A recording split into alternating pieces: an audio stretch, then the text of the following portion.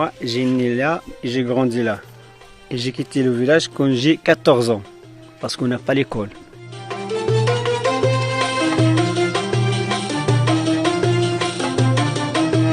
J'ai parti travailler un peu dans les villes, dans les grandes villes comme Casa, Marrakech.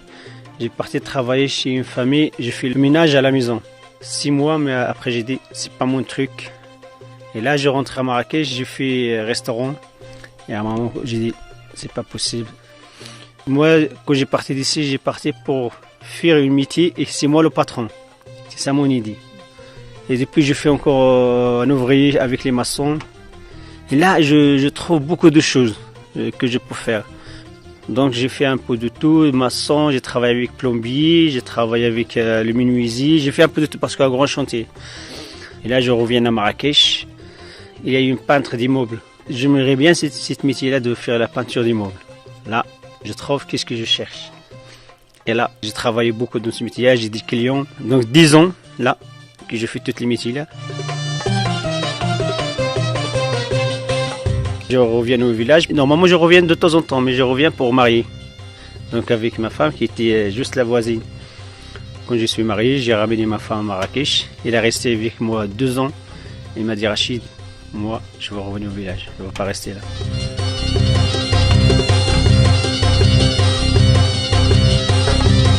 Et voilà, 2011, là j'ai décidé de créer l'association.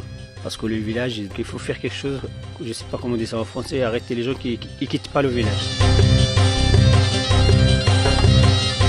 C'est le premier projet, faire une liste que les gens ont besoin pour qu'ils restent chez eux. Il ne faut pas qu'ils quittent le village.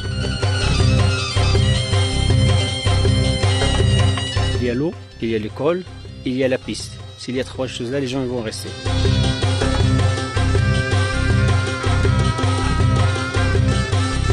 Les membres de l'association, on a décidé de parler avec les jeunes. Vous, si vous voulez améliorer votre vie, c'est vous qui va travailler. On va montrer à notre parent qu'on est capable de faire quelque chose.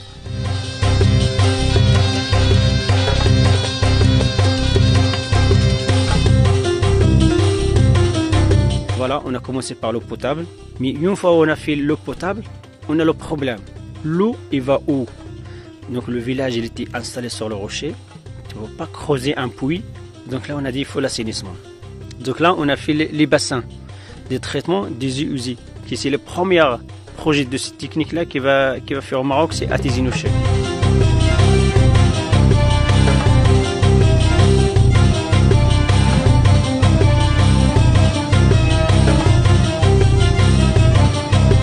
La même année, donc 2011, parce qu'on dit on ne peut pas changer le village s'il n'y a pas l'éducation. On essaye d'encourager les gens qui sont 6e pour y aller au collège. Et les parents ne sont pas d'accord. Nous, on a dit que l'association va prendre toutes les charges. Il faut juste vous être d'accord que votre enfant continue les études. Là, ils sont d'accord. Et comme ça, on a commencé par 6 élèves, 2 filles et 4 garçons. Et cette année, on arrive à 50. On a le premier qui arrive à l'université. Donc, il n'y a que à Tizi Ouzou et il n'y a personne qui arrête l'école maintenant, depuis 2011.